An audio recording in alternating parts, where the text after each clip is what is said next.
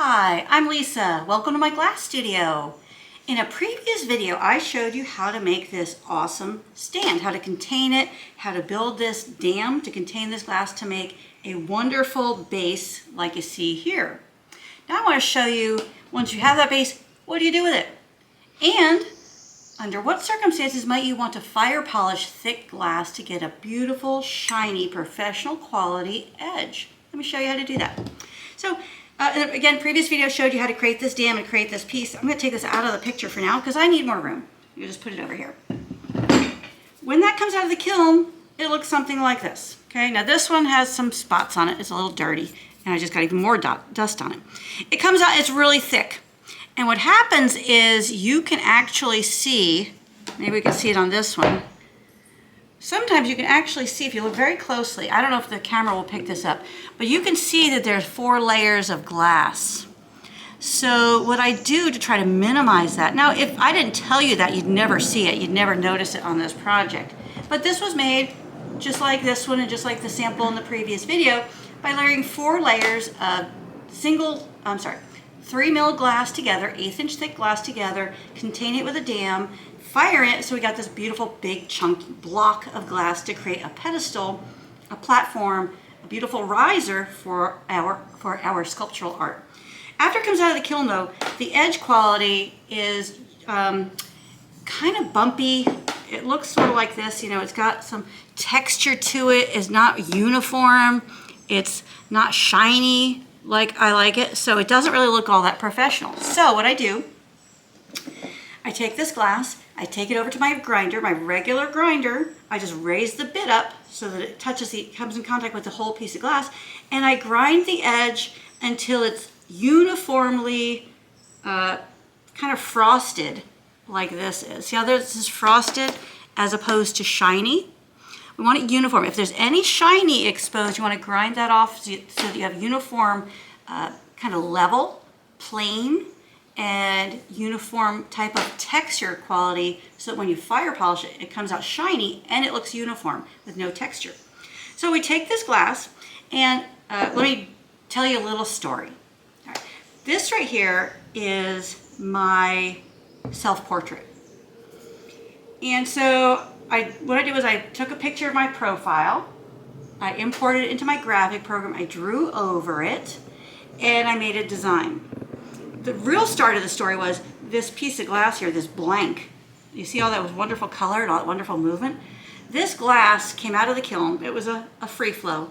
I looked at that, and then I looked at all those colors and all that movement, and I said to myself, that is the activity in my brain all the time. All this movement, all these creative ideas are just flowing like lava in my head. And I looked at this piece of glass and said, I'm going to make a self-portrait out of that glass because I just feel connected to it.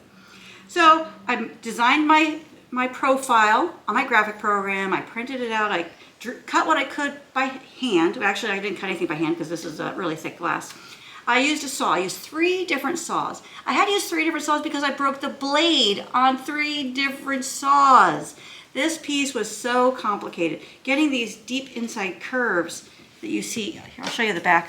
Getting these deep inside curves was really difficult, like here and here, but I didn't want to compromise the design. This is my crazy hair. My hair is always crazy. I asked the kids, I was like, all right, do you like the crazy hair rendering or the not crazy hair rendering? All 3 of them said, crazy hair rendering, so you, Mom. That's what we did. This right here is to give it a little area where it can rest on the base in 2 locations for strength. Look at the nose. Does that look good? Right? Check it out. It's got my little bump there. You see it? Are you seeing it? Okay. Anyway, I didn't want to compromise the design, so I used 3 different saws. I broke the blade on every one of them. That was disappointing, but the glass was intact, so I was very happy about that. Then I feel like I did a nice job on my features here. I liked the way they look. I like the way they look, and I didn't want to lose that when I fire polish it. There's no way to put this on a grinder polisher. This shape is just too crazy, too organic. It would never work. So I had to find a new way to polish the edge to give me this beautiful professional quality shine that you see here that I love. But I didn't want to compromise the design again. I didn't want to compromise the size, the shape, or I don't want the nose to flatten out and get any bigger. I don't need a bigger nose. I wanted my lips to be nice and compact. I wanted my chin to be nice and compact the way that I designed it in the original rendering. So when I do something like that is really important to me, and I really want to make sure that I get the end result that I have in my mind and that I'm looking forward to seeing, I do some test firing. So what I did was I took some of the cutoffs from this project and I test fired them to see if I could fire polish the edge and retain the thickness. And then I wrote on here exactly what I did. 1345 for 5 minutes. That way, not only can I use this as a paperweight here in the studio, but I have my end result and my results right there on the piece of glass. It's very helpful. Now what I don't like about this piece is it bellied out, it bowed out a little bit. See how soft this edge is? I don't like that. See how it kind of got bigger because it was too hot. It got bigger. I lost a little bit of my edge quality, and I was concerned if I fired this piece of glass at that temperature, I would lose the shape of the nose, the mouth. The hair, not really such a big deal. But I do like this kind of square edge quality that this has. I wanted to retain that. So this was a great test, but not what I wanted. So I fired another scrap, another cutoff from this piece. I think this came from like right in here. Look at that. How's that cool, right? How it fits right in there. And I fired this one to 1300 and I held it for 5 minutes. And look how I have beautiful edge quality. I retained the square edge. Look at the difference on this one. See how this edge is so much more rounded? And look at the thickness. Can you see that this one's a little thinner than this one? All right, it's not a big deal. It's not a lot, but this is not what I wanted. I wanted this. So I did this other test firing, 1300 for 5 minutes, and I love the result. Now I'm using this firing all over the place for all sorts of things and having terrific results. So I used it for this piece. I fired this project to this temperature. Came out beautiful, exactly the way I wanted. The butterflies are made separately and glued on. They're tack fused together, then slumped into a little mold, and then they're glued on with glue after this came out of the kiln. So when I started making these pieces, I thought, wow, I have a grinder polisher, and it can take hours to get something like this back to a beautiful professional quality polish. Now what I do, I put this in the kiln like this, I fire it to 1300, I hold it for 5 minutes, and it comes out like this. This project was fired in that same firing. I was able to do a curved piece and get this beautiful professional quality shine, this beautiful polish on there. So this fire polish works for a whole variety of projects. This base, this is probably 3 layers of glass, not 4 like this one. So I fired that, then I ground it, then I fire polished it to get this beautiful quality there. If you're making these little hearts, everyone loves making these with the cookie cutters. I have a video previous to this one on how to make these in stainless steel cookie cutters. Super fun video, super fun project, everybody loves it.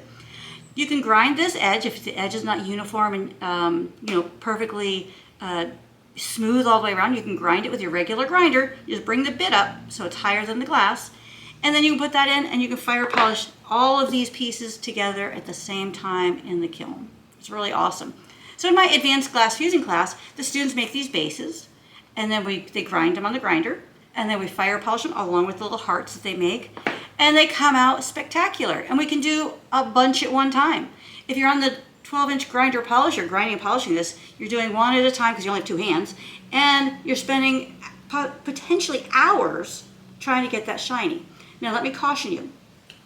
This fire polish will not work on anything that is already slumped.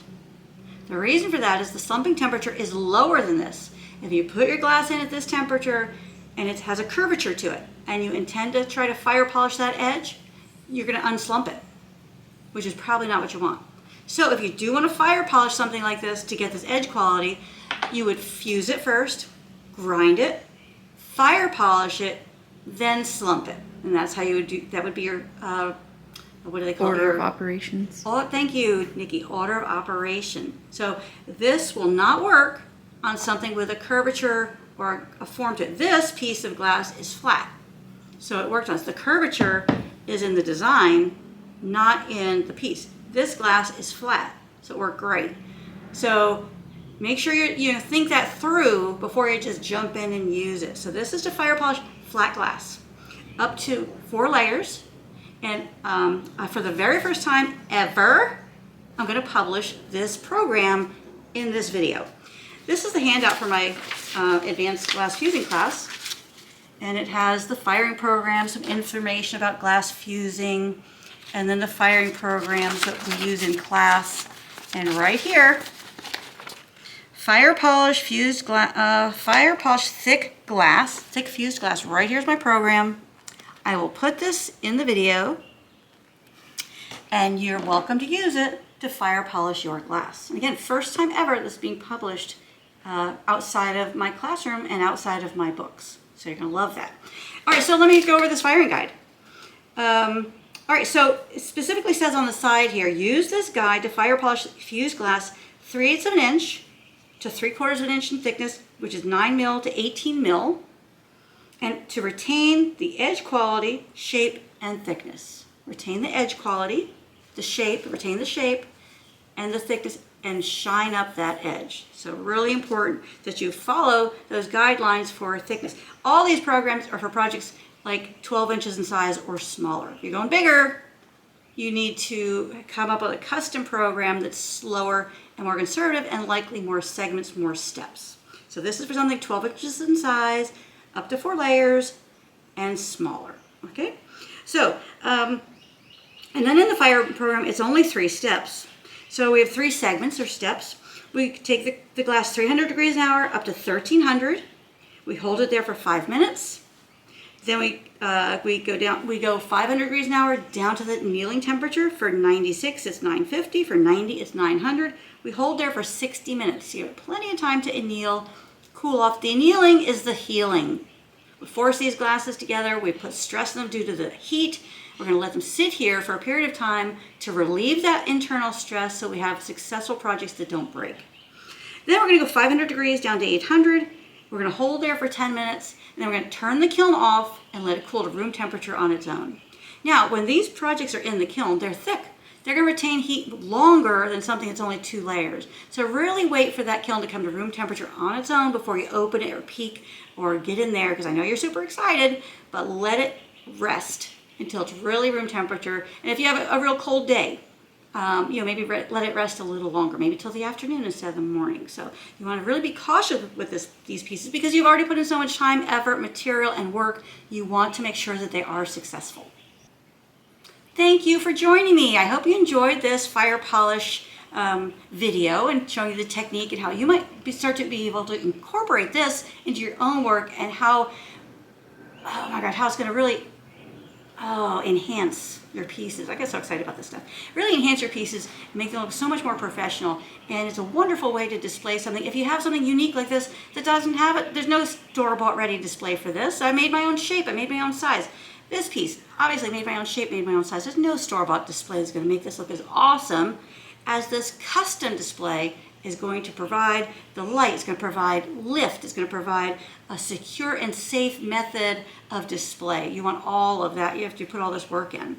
So thank you so much for being a YouTube follower. Thank you for participating. Thank you for your comments, your likes, your shares. We really appreciate that. It makes Nikki and I feel so good to know that you guys are enjoying these videos. We love it when you comment. Please continue to do that. If you're not already a follower, follow. Gosh, join the other 10,000 people that are now following us. That's so exciting. So follow. Consider becoming a premium video member. We would love to have you. New videos come out all the time. They're full-length step-by-step video instruction plus printable pattern ebook with full-size patterns, material lists, color suggestions, tips, firing guides. If you're going to do this project, the firing guide and this program for fire polish and thick glass is in that with that project. Of course, you're going to need it to fire polish that glass.